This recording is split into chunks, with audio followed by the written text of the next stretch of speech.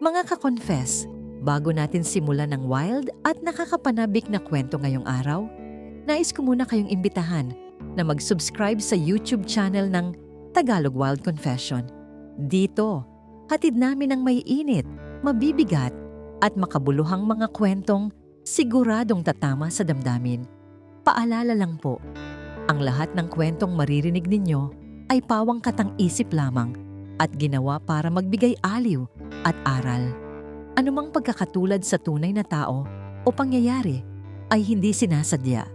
At ngayon, mga ka-confess, ihanda nyo na ang sarili ninyo dahil isa na namang nakakaintriga at kapanapanabik na Tagalog Wild Confession ang inyong mapapakinggan. Simulan na natin, sabi nila. Ang puso ay parang ligaw na damo. Tutubo, kahit sa mga bitak ng semento kung saan hindi ito nararapat. Minsan, kahit anong dilig mo ng katuwiran at moralidad, mas pinipili nitong kumapit sa maling pundasyon.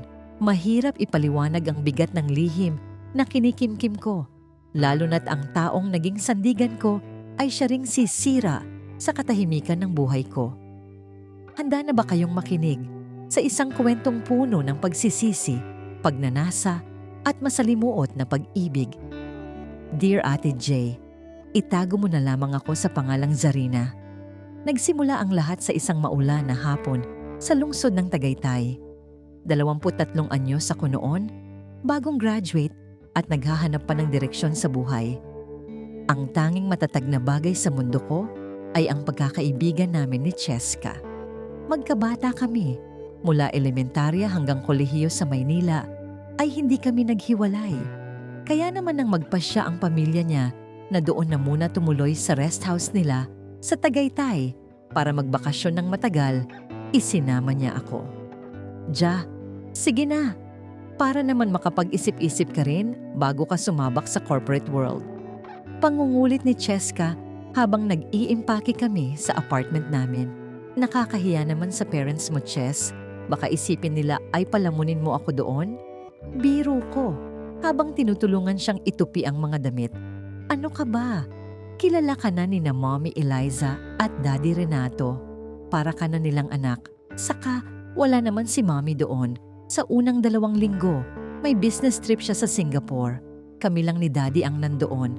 At si Mang Berto na hardinero. Paliwanag niya. Hindi ko alam kung bakit, pero may kakaibang kaba akong naramdaman nang mabanggit niya ang pangalan ng ama niya. Si Tito Renato. Sa paningin ko noon, siya ang ehemplo ng isang perpektong lalaki, marangal, matalino, at may awtoridad na kagalang-galang. Pero higit sa lahat, mayroon siyang mga mata na tila laging may malalim na iniisip. Pagdating namin sa Tagaytay, sinalubong kami ng malamig na simoy ng hangin at ang amoy ng mga pine trees. Ang rest house ni na Cheska ay matatagpuan sa isang medyo liblib na bahagi ng barangay Iruhin. Malayo sa ingay ng syudad, napapalibutan ng malalagong halaman at may overlooking view ng Taal Lake. Pagbaba namin ng sasakyan, agad na lumabas si Tito Renato mula sa malaking pintong kahoy. Nakasuot siya ng simpleng puting polo shirt at khakis. Kahit nasa late 40s na siya, napaka-fit pa rin ng pangangatawan niya.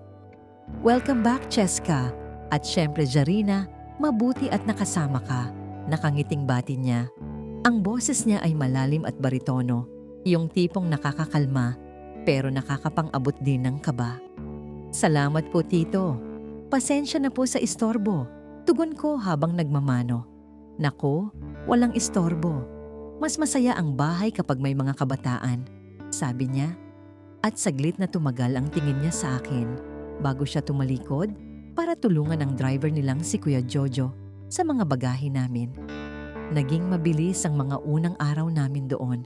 Madalas kaming lumabas ni Cheska kasama ang iba pa naming mga kaibigan na taga doon din, tulad ni na Christoph at Bianca. Masaya, puno ng tawanan at kainan sa mga sikat na bulaluhan. Pero unti-unti, napapansin kong mas nagiging interesado ako sa mga sandaling naiiwan kami ni Tito Renato sa bahay. Isang gabi, hindi ako makatulog. 2:00 na ng madaling araw. Lumabas ako ng kwarto para kumuha ng tubig sa kusina. Madilim ang buong bahay maliban sa isang maliit na lamp sa sala. Doon ko siya nakita. Nakaupo si Tito Renato sa veranda. May hawak na baso ng alak at nakatanaw sa malayo. "Hindi ka rin makatulog?" Tanong niya nang hindi lilingon. Alam niyang nandoon ako. "Opo, Tito. Medyo naninibago lang po siguro sa lamig." Sagot ko habang dahan-dahang lumalapit. "Halika, maupo ka muna rito. Sayang ang view kung tutulugan lang natin." Aya niya.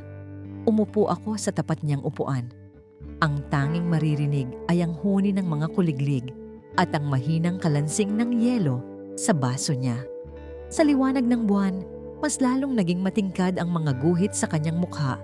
Mga guhit na hindi nagpapakita ng katandaan, kundi ng mga karanasan.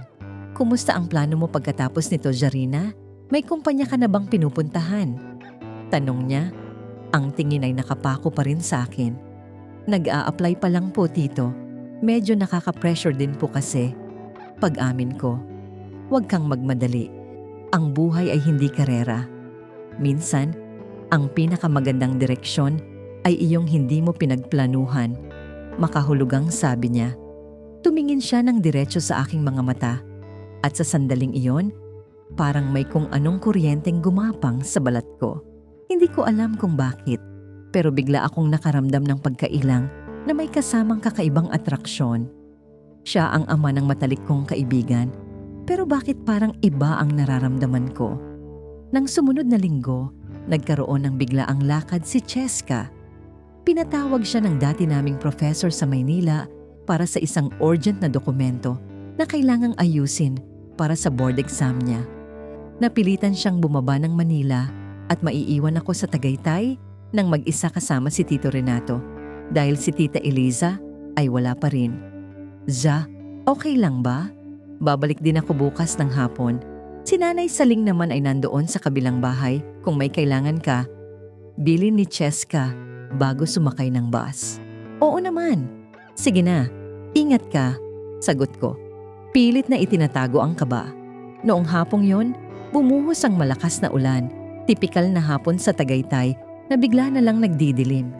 Nasa library ako ng bahay, nagbabasa ng libro, nang pumasok si Tito Renato. May bitbit siyang 2 tasa ng mainit na chocolate.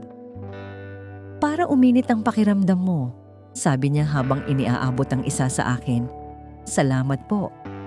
Naupo siya sa kabilang dulo ng sofa. "Alam mo, Jarina, meron kang katangian na wala sa ibang mga kaibigan ni Cheska.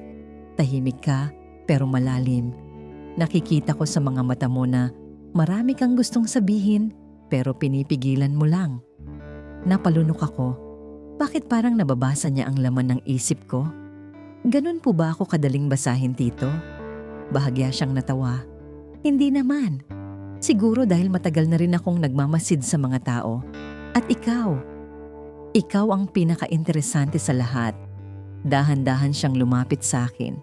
Ramdam ko ang bango ng kanyang pabango, amoy sandalwood at ulan. Ang distansya sa pagitan namin ay unti-unting naglalaho. Ang ulan sa labas ay lalong lumalakas. Tila sinasabayan ang mabilis na tibok ng puso ko. "Zarina?" Bulong niya. Ang paraan ng pagbigkas niya sa pangalan ko ay parang isang haplos. Tumigil ang mundo ko nang maramdaman ko ang mainit niyang palad na dumampi sa aking pisngi. Dapat akong lumayo. Dapat akong tumayo at tumakbo palabas. Pero parang may magnet na humihigop sa akin patungo sa kanya. "Tito, mali ito." Mahinang sabi ko, pero hindi ako gumagalaw. "Alam ko," sagot niya. Ang mukha ay ilang pulgada na lang ang layo sa akin. Pero minsan, ang mga maling bagay ang nagpapadama sa atin na tayo ay buhay. At doon, sa gitna ng malamig na hapon sa Tagaytay, sa loob ng library na puno ng mga librong saksi sa bawat segundo, nangyari ang hindi dapat mangyari. Ang unang halik na naging mitya ng isang apoy na alam kong tutupok sa lahat ng pinahahalagahan ko. Nang gabing iyon, hindi ako nakatulog.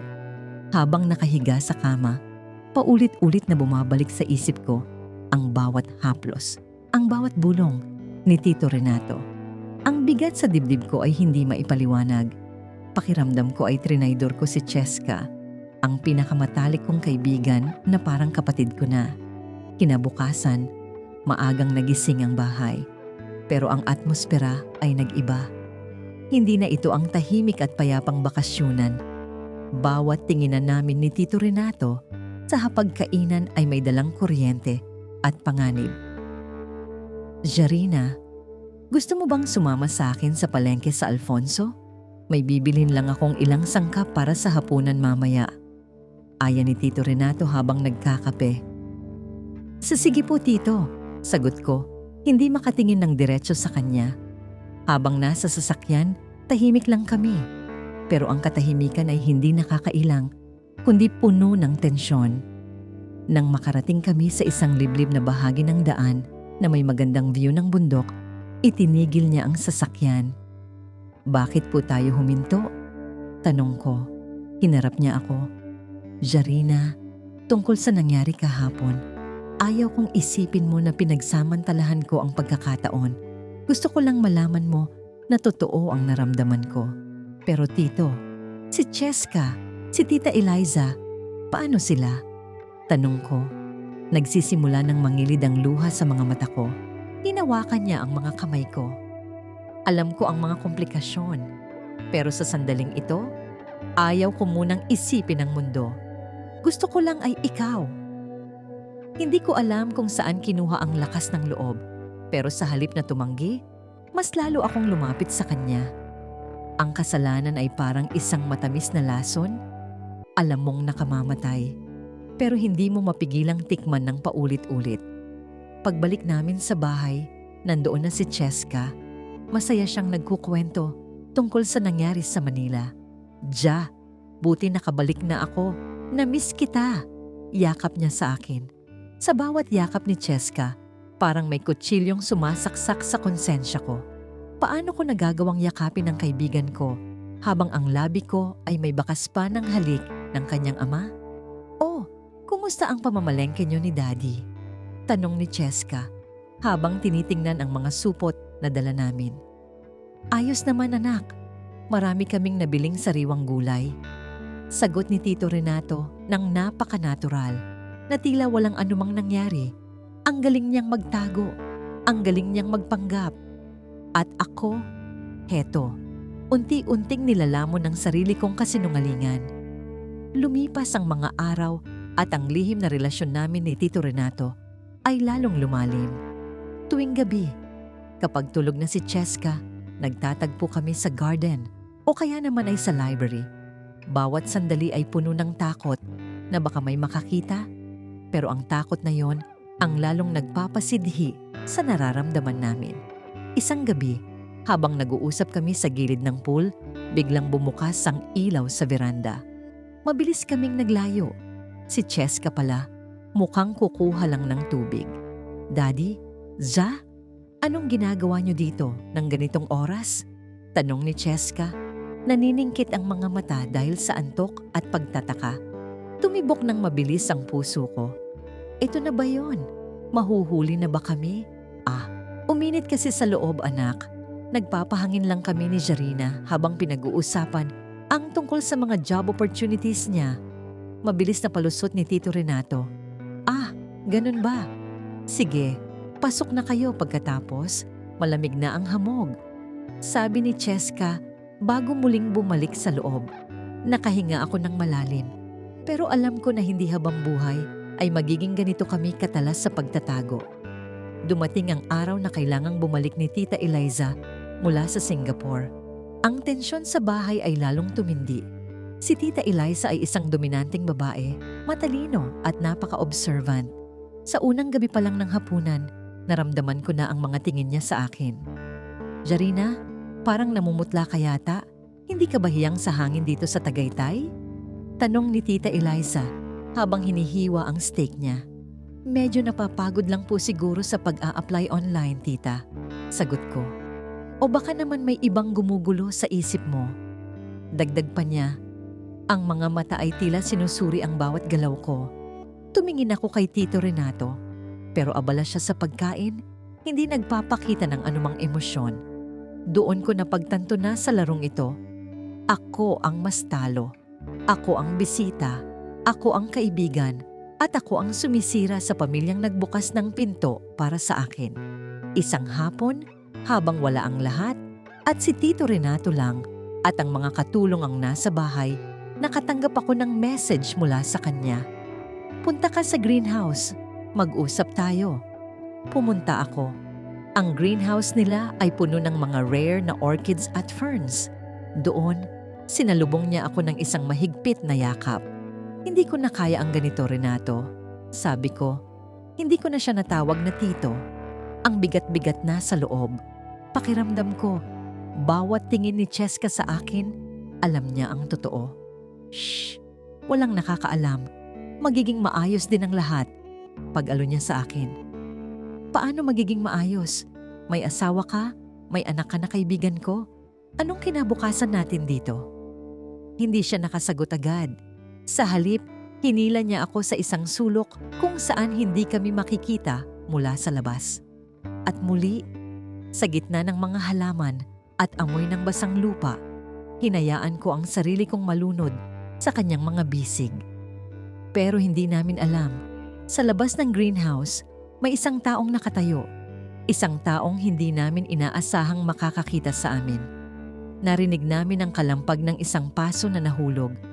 Mabilis kaming naghiwalay ni Tito Renato. Pagdungaw namin sa pinto, nakita namin ang papalayong figura ni Lorna, ang matagal ng kasambahay ng pamilya. Nakita niya kami. Alam ko sa bilis ng lakad niya na nakita niya ang lahat. Renato, anong gagawin natin? Tanong ko. Nangangatog ang buong katawan. Hayaan mo ako ang kumausap sa kanya. Huwag kang lalabas ng kwarto mo. Utos niya. Ang boses ay puno ng awtoridad pero bakas din ng takot. Buong gabi akong hindi nakatulog. Naghihintay ng pagsabog. Naghihintay na kalad ka rin ako ni Tita Eliza palabas ng bahay. Pero lumipas ang gabi at ang umaga na walang nangyayari. Hanggang sa isang tanghalian, habang kaming lahat ay magkakasama, biglang nagsalita si Cheska. Ja, bakit parang iniiwasan ka ni Nanay Lorna? Kanina pa siya hindi makatingin sa iyo nung dinalhan kanya ng merienda. Napatingin ako kay Lorna na noon ay naglalagay ng tubig sa baso. Namumula ang mga mata niya at halatang balisa. Tumingin siya sa akin. Isang tingin na puno ng pandidiri at awa. Baka po masama lang ang pakiramdam ko, Ma'am Cheska. Sagot ni Lorna, bago mabilis na tumalikod at bumalik sa kusina. Lalong bumigat ang pakiramdam ko. Ang bawat segundo sa loob ng bahay na yon ay tila isang parusa. Gusto ko nang umuwi sa Manila. Gusto ko nang takasan ng lahat. Pero ang puso ko ay tila nakakadena na kay Renato. Isang gabi, habang nag-iisa ako sa veranda, lumapit sa akin si Christoph, ang kaibigan ni Cheska na matagal nang may gusto sa akin. Jarina, okay ka lang ba talaga? Parang ang lalim lagi ng iniisip mo nitong mga nakaraang araw. Kung may problema ka, pwede mo akong kausapin. Sabi niya, puno ng pag-aalala. Wala ito, Christoph. Maraming salamat, maikling sagot ko. Alam mo, may napansin din ako. Bitin niyang sabi. Ano yon? Si Tito Renato. Parang lagi siyang nakabantay sa'yo. Kahit nung nag-outing tayo last week, hindi siya tumatanggal ng tingin sa direksyon mo. Mag-ingat ka, Ja. Minsan, ang mga taong akala natin ay protector natin, sila pala ang pinakadelikado. Hindi ako nakapagsalita. Pati ba naman si Christoph ay may napapansin na? Ganoon na ba kami kahalata? Habang tumatagal ang pananatili ko sa Tagaytay, ang ugnayan namin ni Renato ay naging parang isang laro ng apoy at gasolina. Alam naming mapapasok kami, pero hindi kami makahinto. Hanggang sa isang gabi, habang nasa kalagitnaan kami ng isang masinsinang pag-uusap sa library tungkol sa aming sitwasyon, biglang bumukas ang pinto. Hindi si Lorna, hindi si Cheska, kundi si Tita Eliza, hawak ang kanyang cellphone na tila may pinapanood. Tumayo ang mga balahibo ko nang makita ang talim ng tingin ni Tita Eliza. Hindi siya sumigaw, hindi siya nag-eskandalo, ngunit ang bawat hakbang niya palapit sa amin ay parang tunog ng hatol ng kamatayan. Ipinakita niya ang screen ng kanyang cellphone. Isang malinaw na video namin ni Renato sa greenhouse na kinuha ni Nanay Lorna. Sa bahay ko pa talaga, Renato? Sa harap ng anak mo? Ang boses ni Tita Eliza ay gumaralgal sa pait. Napayuko ako sa sobrang hiyang nararamdaman. Gusto kong lamunin ng lupa. Si Renato naman ay sumubok na lumapit. Eliza, let me explain. Explain what? Na nakuha mo pang pumatol sa bata na itinuring nating anak? Na trinaydor niyo ang tiwala ni Cheska? Bago pa makasagot si Renato, isang malakas na sampal ang dumapo sa kanyang mukha. Hindi ko na nabilang ang mga sumunod na pangyayari. Nagising na lang ang buong bahay sa ingay. Lumabas si Cheska mula sa kanyang silid. Gulo-gulo ang buhok at puno ng pagtataka ang mga mata. Nang makita niya akong umiiyak at ang kanyang mga magulang na nag-aaway sa library, tila dahan-dahang nabuo ang puzzle sa isip niya. Ja, anong nangyayari? Tanong ni Cheska. Ang boses niya ay nanginginig. Hindi ako makasagot. Tumingin siya sa kanyang ama. Pagkatapos ay sa video na hawak ng kanyang ina. Nakita ko ang unti-unting pagkadurog ng mukha ni Cheska. Ang pagmamahal at bilib na nasa kanyang mga mata para sa akin at sa kanyang ama ay napalitan ng matinding galit at pandidiri. Lumayas ka, bulong ni Cheska. Jarina, lumayas ka sa bahay na ito bago pa kita magawang saktan. Wala akong dalang anuman, kundi ang bag ko at ang bigat ng aking kasalanan. Sa gitna ng madilim na gabi sa Tagaytay, naglakad ako palabas ng subdivision habang humahagulgol. Tinawagan ko si Christoph para magpasundo at kahit alam niyang may mali, hindi siya nagtanong. Inihatid niya ako sa terminal ng bus patungong Maynila. Lumipas ang mga buwan. Sinubukan akong kontakin ni Renato. Sinasabing iniwan na niya si Tita Eliza at handa siyang panagutan ako. Pero bawat text niya ay nagpapaalala lang sa akin ng mukha ni Cheska. Ang kaibigang sinira ko ang buhay dahil sa isang pansamantalang tawag ng laman.